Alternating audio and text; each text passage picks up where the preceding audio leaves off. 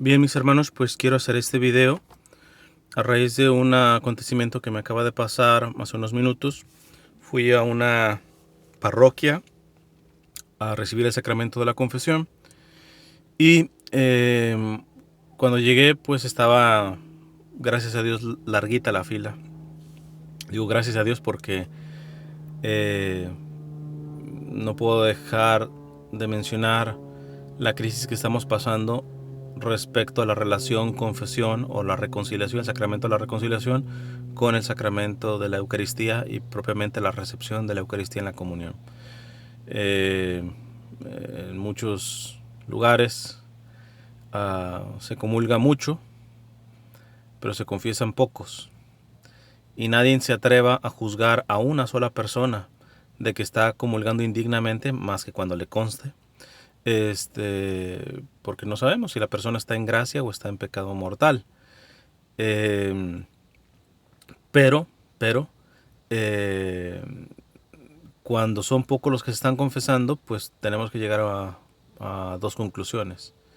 O se están haciendo comuniones sacrílegas, que sabemos que es grave, porque el mismo San Pablo menciona de que quien come y bebe el cuerpo y la sangre del Señor, eh, básicamente en pecado mortal, come y bebe su propia condenación, ¿verdad? Es un sacrilegio recibir la comunión en pecado. Y entonces, o está habiendo comuniones sacrílegas o a las comunidades que he ido y en donde se da este fenómeno, pues estoy entre puro santo. O sea que no peca. Por eso hay pocas confesiones y muchas comuniones. Cuidado con esto, hermanos. Sin embargo, este no es el tema propiamente del video, pero bueno, ya lo saqué a colación por el hecho de que me dio gusto el ver que cuando yo llegué la fila de la confesión estaba bastante considerable, ¿eh? Entonces, en la parte trasera del templo, y está así la nave derecha, está el centro, la nave central, la nave izquierda, y pegada a la pared pues estaba el confesionario. Entonces pues yo llegué y pues me quedé un buen rato en la parte de la nave derecha. Esta parroquia también es otra cosa a resaltar, un tema que también daría para hacer un video solamente de esto. Gracias a Dios tenía el tabernáculo, el sagrario en el centro, ¿no? Evidentemente en la parte ya frontal de la parroquia, ¿va? Y muchos que pasaban de la nave derecha a la nave izquierda para seguir acercándose al confesionario, pues pasaban sin hacer ninguna reverencia ni una genuflexión, nada. Unos que otro hacía reverencia, que es mover el torso hacia adelante, ¿no? Y la persona que yo tenía a mi mano izquierda, es decir, la que iba a pasar a confesarse antes que yo, era una chica afroamericana, tenía mantilla, tenía el velo, y cuando le tocó, hizo genuflexión, que es la genuflexión, para los que no sepan, doblar la rodilla derecha hasta el suelo e inclinar la cabeza, ¿no? Esa es una genuflexión. Eh, y ella lo hizo. Hasta ahí no hay problema. Cualquiera diría, uy, qué noticia nos estás dando. Evidentemente la genuflexión siempre se tiene que hacer cuando pases delante del tabernáculo, sabiendo del tabernáculo que contiene la Eucaristía, porque puede haber un tabernáculo que no la contenga y en este sentido te puede ayudar la luz de la vela que tiene que estar siempre cercana al tabernáculo, que indica que verdaderamente en el tabernáculo sí hay presencia de la Eucaristía en su interior, ¿va? Por lo tanto, de la presencia real de nuestro Señor en cuerpo, sangre, alma y divinidad. Entonces, evidentemente, pues no estás aventando el agua tibia. La chica esta hizo lo que tenía que hacer.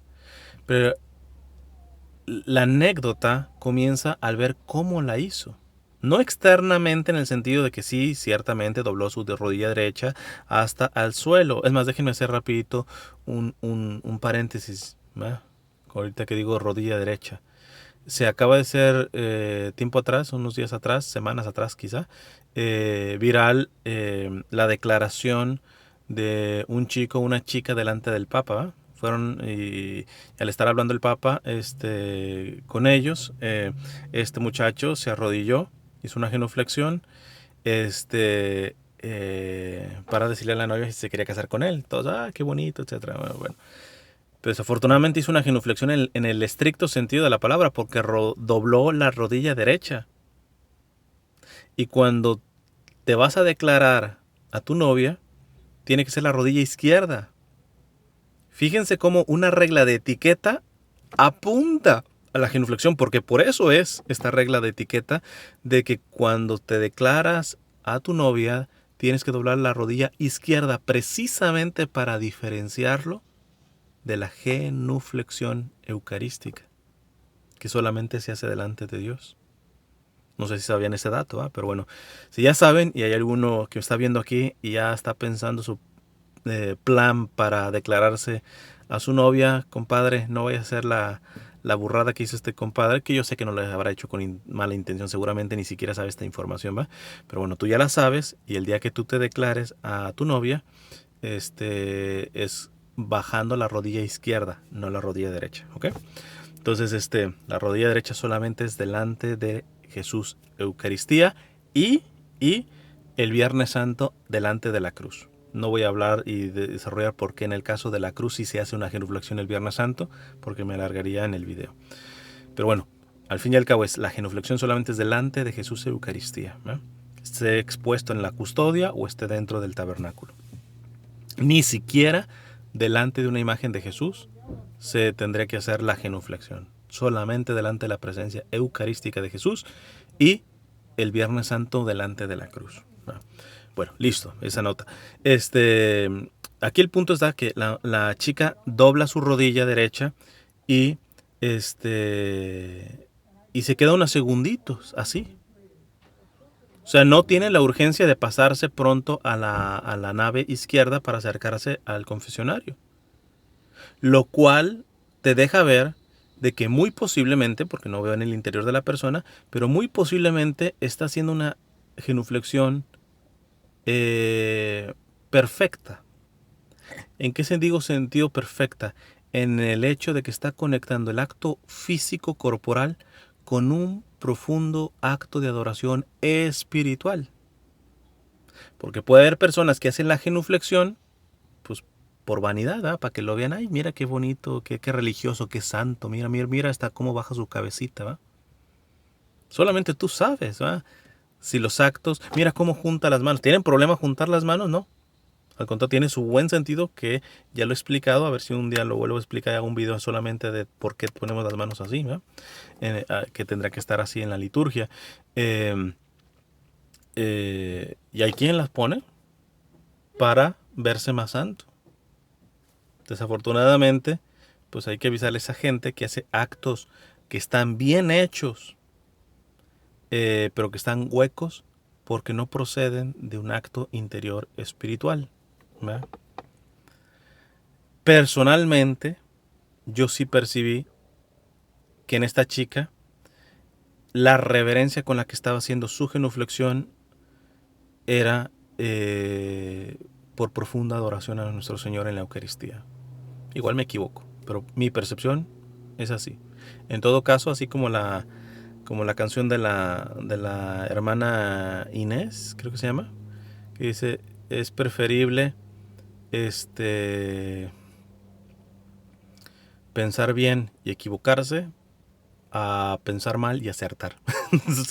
Porque nos metemos en cuestiones de juicios temerarios del interior de la persona. En fin, entonces ahí estuvo el elemento. Entonces ya ella se confiesa, después yo paso, me confieso, salgo, me voy a unas de las bancas más o menos como del centro y hacer la oración, las oraciones que el sacerdote me pidió por penitencia, y al terminar yo abro mis ojos, levanto la cabeza y el sacristán estaba haciendo algunos cambios ahí en el presbiterio, en el altar y varias cuestiones. Y cuando pasaba de un lado al otro, pues evidentemente pasaba delante del tabernáculo, solamente hacía una reverencia. Yo sé que más de un doctrinista, de un liturgista, en el sentido negativo de la palabra, estoy usando estos términos, diría, terrible ese sacristán, tiene que estar haciendo, así pase 1000 veces delante del tabernáculo, siempre que pase tiene que hacer genuflexión. Yo personalmente, mi experiencia pastoral me ha hecho entender porque muchas veces las personas tienen problemas de rodillas. Es más, este sacristán ya estaba bastante gordito. Quién sabe si tenga dificultad en doblarla porque de ahí no se levanta, ¿va? Entonces, lo que sí podría tener un poquito más de suspicacia es en el hecho de cómo hacía la reverencia. Listo, tu peso no te permite literalmente hacer una genuflexión o está mal tu rodilla, lo que tú quieras, haz una reverencia. Pero a diferencia de con la afroamericana, con la negrita, es de que se notaba, no veo el interior de la persona, pero dejaba de ver con la rapidez que le hacía, es más, hasta mal hecha, de que lo hacía simplemente por cumplir, porque le han dicho que cuando pase delante del sagrario la tendré que ser así. Pero lo que le urgía era pasar al otro lado, agarrar, no sé, las vinajeras, lo que fuera de su trabajo, ¿no? Y por eso titulo este video eh, No a las genuflexiones de sacristán. En el sentido irónico lo estoy diciendo, ¿eh? Porque evidentemente quien debería de poner ejemplo en cómo hacer una genuflexión tendrían que ser los sacristanes, ¿verdad? Pero desafortunadamente el sacristán se puede acostumbrar tanto a tratar las cosas sagradas que sea el primero que pierda el sentido en los gestos concretamente, ¿va? De hecho, también hay un refrán que una vez escuché, me perdonarán que no sea exacto en el refrán, ahora va a aparecer el Chapulín Colorado, ¿va? Pero algo como una expresión de tú tienes misa de sacristán, ¿va? Misa de sacristán es que no vas a misa, o sea, que estás en el templo, pero estás en otra cosa. Tú estás haciendo esto como la misa del sacristán. O sea, porque desafortunadamente, pues los sacristanes se van haciendo esa fama, ¿va? De que como están al cargo de tantas cuestiones, pues pasan mucho tiempo en el templo, son partícipes de alguna manera de muchas misas, pero nunca viven una, tal como las debe de vivir. Esto en el sentido negativo, ¿verdad? En el sentido negativo. Afortunadamente, en mi vida he conocido a algunos sacristanes que son ejemplo, ¿eh? Y que es una bendición tener a esas personas como sacristanes. Pero bueno, aquí el punto está en la rapidez, así, para pasar. Entonces, la reflexión va, qué importante es conectar los gestos físicos para que representen los gestos espirituales que están pasando. Porque aquí hay dos riesgos, especialmente porque sé que muchos de los que me siguen y sobre todo de los que me seguían, porque pues, simplemente no se compara los suscriptores y los seguidores que tengo ahorita a los que tenía en las redes sociales que cerré. Entonces sé que a muchos se les ha interesado este aspecto de la liturgia y me alegro de ello, pero vi necesario hacer este video porque desafortunadamente tengo que decir que las opciones para educarte en la liturgia, al menos en internet, en las redes sociales, desafortunadamente está plagada de liturgistas, doctrinistas, puritanos, en el sentido negativo todas estas palabras, ¿verdad? Que solamente se quedan con lo que se tiene que hacer, con la regla, y no promueven una conversión. Evidentemente no la promueven porque ellos son los primeros que no les interesa convertirse, sino ser los maestros que levantan el dedito. Esto no es litúrgico, esto sí es litúrgico. Y quizá ellos sí hacen esas cuestiones a la perfección, pero están huecos. Son sepulcros blanqueados. Desafortunadamente también tenemos el otro extremo. Aquellos que todo es la subjetividad. No, lo importante es que yo me sienta bien en misa, ¿va? Entonces, por ejemplo, un acto que no es litúrgico es darse las manos a la hora del Padre Nuestro, pero ¿cuál es el problema? Así nos hermanamos más, etcétera. Pues guárdate tu creatividad, compadre. La misa no es tuya, la misa es de la iglesia. La misa no está para agradarte tus gustos personales, que pueden ser muy lícitos, pueden ser muy bondadosos, etcétera, pero no son parte de la misa, son parte de la liturgia, punto. El centro de la liturgia no eres tú, sino Jesús, Eucaristía. Entonces, por eso les digo, ¿cuáles son los dos extremos? El primer extremo es aquellos que te van a decir, la genuflexión se hace así, así, en tal caso, etcétera, pero nunca te catequizan en la conversión de lo que tiene que producir una genuflexión, que es el acto de adoración espiritual que está ocurriendo por dentro. Y por el otro lado te dicen, lo importante es adorar. Si quieres adorar, no sé, haciendo una hurracarrana, pues eso es tu acto de adoración delante de Jesús Eucaristía. Son los suficientemente creativos que no conectan el aspecto de la sabiduría que ha tenido la iglesia en el aspecto de la liturgia. O peor tantito, te dejes empalagar por ciertas denominaciones protestantes evangélicas en donde quedan en un espiritualismo, en un angelismo, ¿eh? Que el acto espiritual a Dios simplemente tiene que ser un acto espiritual. Compadre, eso déjaselo a los ángeles, que son puro espíritu, pero tú tienes carnita, compadre, ¿eh? Para que me haga entender de mejor manera, pues vamos a ir a un experto al respecto, que es mi querido Benedicto XVI. Lo escribió siendo cardenal, Cardenal Ratzinger, en su libro El espíritu de la liturgia, muy recomendable libro. Y dice Benedicto XVI, en este entonces Cardenal Ratzinger, el gesto corporal es, en cuanto tal, portador de un sentido espiritual, que es justamente el de la adoración, sin la cual no tendría sentido. Cualquier gesto, ponerse de rodillas, hacer una genuflexión, cualquier gesto, juntar las manos, es un signo hueco si no procede de un sentido espiritual. Sigue diciendo Ratzinger, y el acto espiritual, a su vez, tiene que expresarse necesariamente por su misma naturaleza y debido a la unidad físico-espiritual del ser humano en el gesto corporal, que es donde patinan feo varias denominaciones, ¿verdad? Protestantes y evangélicas, en donde el acto de adoración simplemente se queda en un espiritualismo, ¿no? Yo no sé, se crearán ángeles, ¿no? pero nosotros somos seres humanos y tenemos una dimensión físico-espiritual. Y esto está conectado. A su vez, tiene que expresarse necesariamente por su misma naturaleza y debido a la unidad físico-espiritual del ser humano en el gesto corporal.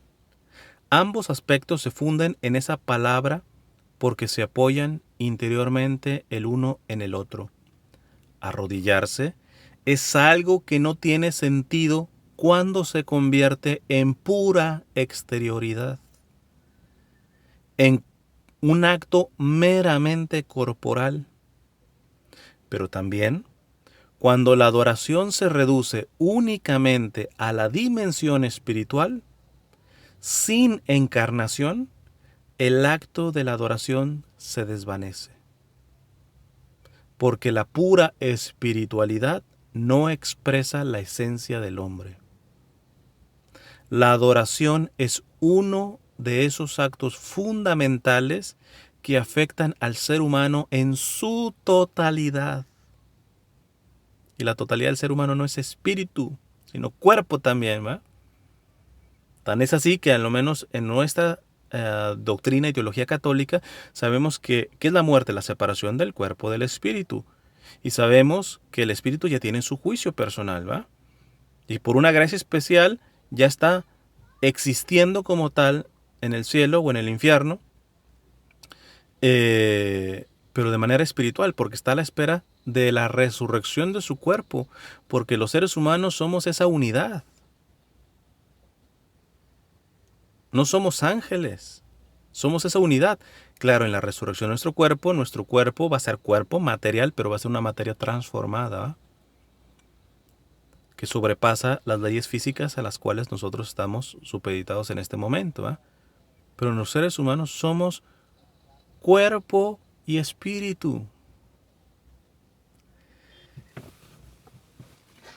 La adoración es uno de esos actos fundamentales que afectan al ser humano en su totalidad. Por ello, doblar las rodillas en la presencia del Dios vivo es algo irrenunciable. Con ello ya hemos llegado a la postura típica de arrodillarse con una o ambas rodillas. En el Antiguo Testamento hebreo, a la palabra berek, rodilla, le corresponde el verbo barak, arrodillarse. Las rodillas eran consideradas por los hebreos como símbolo de la fuerza. Doblar las rodillas es, por tanto, doblar nuestra fuerza ante el Dios vivo. Es el reconocimiento de que todo lo que somos lo hemos recibido de Él.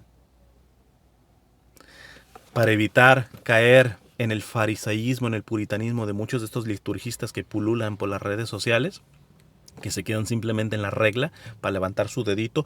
Yo sí hago las cosas litúrgicas. Esto es antilitúrgico, esto es litúrgico. Puros criticones liturgistas que están bien en la crítica. El problema está que proceden de un espíritu hueco, ¿no? Para evitar eso, en las genuflexiones y en cualquier gesto litúrgico, te puede ayudar básicamente aquí lo que dice el Papa. Por ejemplo, vamos al aspecto del gesto de la genuflexión. Las rodillas en el pueblo hebreo era un símbolo de fuerza. Doblar las rodillas es, por tanto, doblar nuestra fuerza ante el Dios vivo. Qué interesante que cuando hagas tu genuflexión y bajes tu rostro, le digas: Señor, no soy nada. No soy nada. Puedo ser muy fuerte, puedo tener autoridad delante de otros, puedo ser muy inteligente, pero esto delante de ti es nada. Doblo mi fuerza, doblo mis capacidades, doblo mi autosuficiencia, doblo todo. Delante de ti soy nada, Señor. Es el reconocimiento de que todo lo que somos lo hemos recibido de Él. Qué importante cuando tú te arrodillas y le dices: Señor, me arrodillo porque todo lo he recibido de ti. Dice San Pablo también en una de sus cartas: ¿qué tienes que no hayas recibido del Señor? Quizá te pueda ayudar eso para evitar el fariseísmo de muchos liturgistas que pululan por las redes sociales, ¿verdad?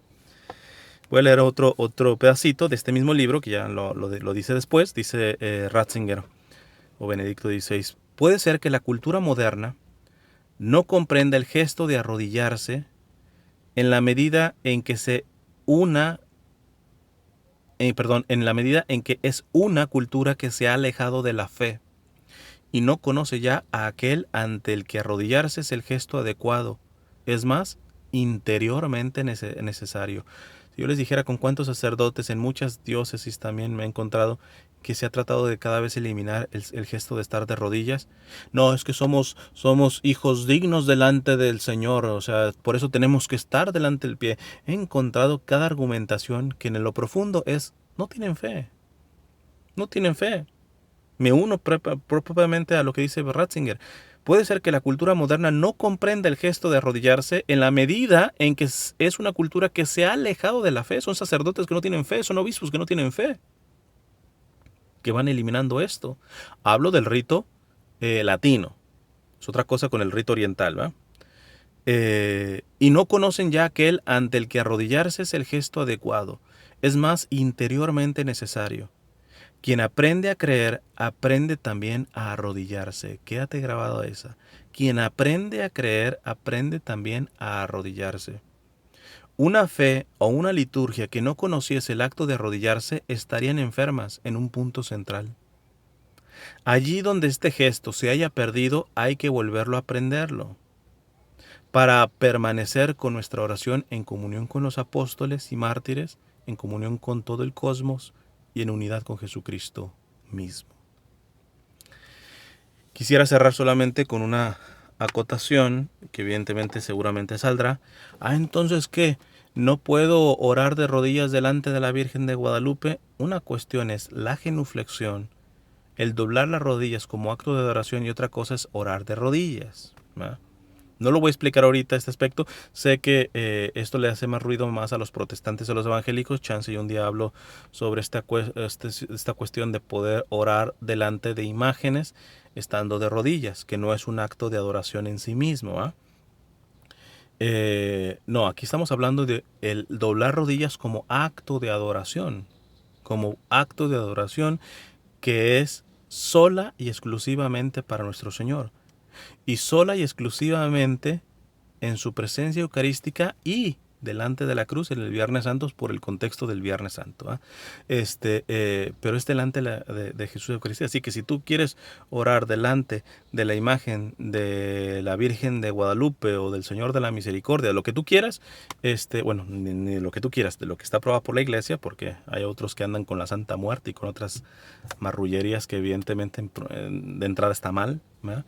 Pero dentro de lo que está correcto, en una sana devoción, en una sana religiosidad popular, no hay broncas. Simplemente lo que yo te quiero estar haciendo es la diferencia con respecto al acto de adoración, de arrodillarse, de hacer una genuflexión. De hecho, la genuflexión tenía dos modalidades. Hoy prácticamente se ha reducido a doblar la rodilla derecha hasta el suelo y bajar la cabeza.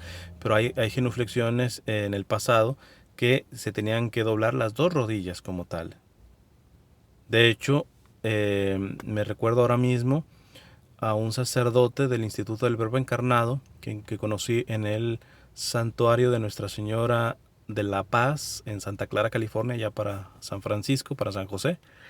Este, eh, un sacerdote que me tocó ver con cuánta reverencia hacía sus genuflexiones y las hacía con las dos rodillas. ¿Verdad? Él no solamente doblaba la derecha, sino doblaba las dos. Y me tocó ver en un día que pues estaba bastante ajetreada la cosa, que él venía corriendo, entra a la parte lateral del templo, pero al llegar delante del sagrario, es como si cambiara totalmente la dimensión, la velocidad. ¿Ve? Parecía como una edición de video en esto de cámara lenta. Así, venía súper rápido.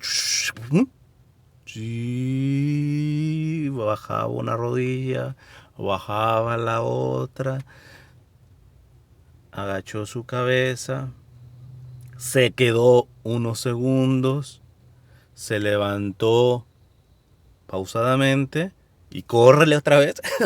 Eso fue hermoso verlo, eso fue hermoso verlo. ¿Eh? Y ver siempre con a lo menos la reverencia y la adoración externa que expresaba al hacer las genuflexiones este sacerdote. ¿Va?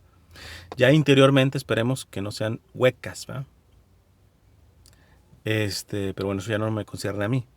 Exteriormente, sin lugar a dudas, un ejemplo de cómo debemos tratar a nuestro Señor en la presencia eucarística, en su presencia eucarística. Qué importante es poder rescatar esto. Solamente evitemos llegar a los extremos, al angelismo o el espiritualista protestante evangélico que cree que solamente los actos de adoración y la relación de nuestro Señor simplemente es espiritual, olvidando que ellos son seres humanos, por lo tanto participando de una corporeidad. Para afuera eso. Para afuera también a aquellos católicos que quedan en un subjetivismo, ¿va? Y empiezan a manosear y a relativizar, casi a pisotear las reglas litúrgicas que con mucha sabiduría la Iglesia ha colocado, ¿eh? Porque le dan más primordialidad a su creatividad, a su subjetividad, que a lo que manda la Iglesia concretamente. Fuera eso. Pero también échenme para afuera a todos aquellos liturgistas que son perfectos en liturgia, pero se quedan simplemente en la regla. Y que no procede una catequesis concretamente de la propia conversión. Que repito, no les conviene predicar esto, porque su comportamiento es bastante arrogante, bastante alzadito, bastante de dedo parado, y por eso se quedan simplemente en decir que si está bien litúrgico, que si no está litúrgico, que si esto sí, que si esto no. ¿Eh? También a estos, sáquenmelos. Y acojámonos a lo que de manera total, por ejemplo aquí, ha expresado el cardenal Ratzinger. ¿Va? Lean este libro de El espíritu de la liturgia del cardenal Joseph Ratzinger. Espero les pueda haber ayudado con esto. Que Dios les bendiga y me encomiendo a su oración.